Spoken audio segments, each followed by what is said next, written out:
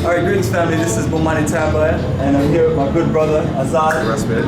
And this is my first time meeting this incredible brother, and what I want to do is I want him to share some of his information, the things he's been doing to connect our people with the roots and culture of our ancestors. True.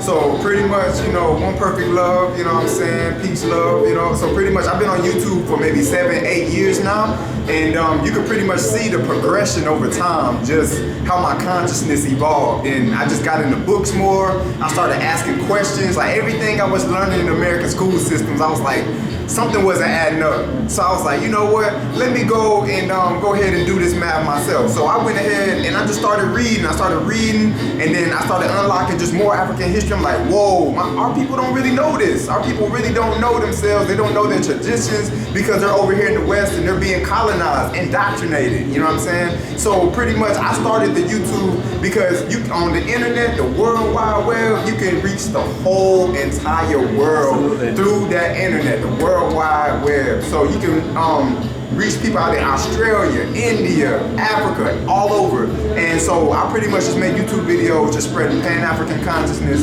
spirituality, and holistic health. Well, we definitely appreciate your energy because these are the things that's needed. Earlier we talked about the things we have to do to build Africa and build a consciousness for our people to be open to making the continent, the great continent that we're talking about. One of the things I want to find out is how did you build such an incredible following, and what are some of the things that the people that follow you get from your message and your work?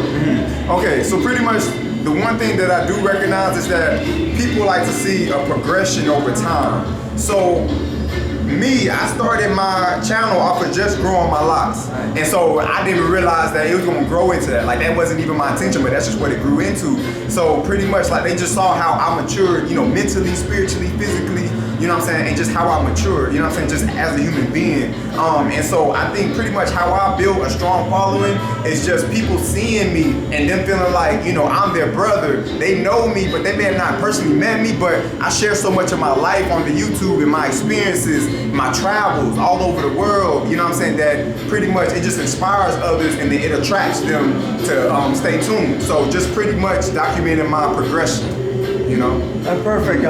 Excellent. And these are the things that we need more and more people to do, and this will make a difference. Earlier you mentioned you came back from Jamaica, and you also mentioned that you've been to the African continent once. Yes. Share that experience of being in Jamaica and then being in Africa and and the similarities. Okay.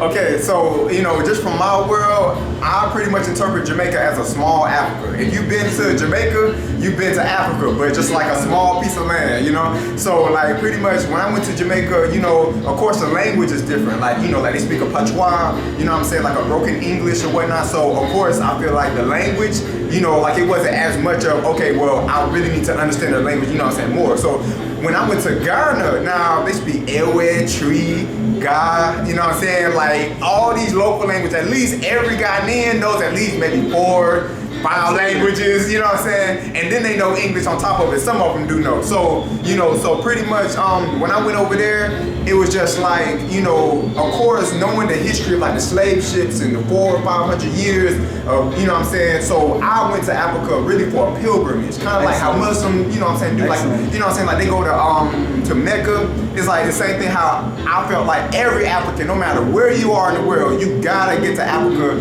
as your pilgrimage just to remember where your ancient ancestors come from. So that's how the difference is. Excellent, brother. Definitely appreciate the energy, family. And this is our brother Azad, and we're going to connect with you. And we'll be keeping in touch with this brother as me and him. We're going to be working together to build some strong movements.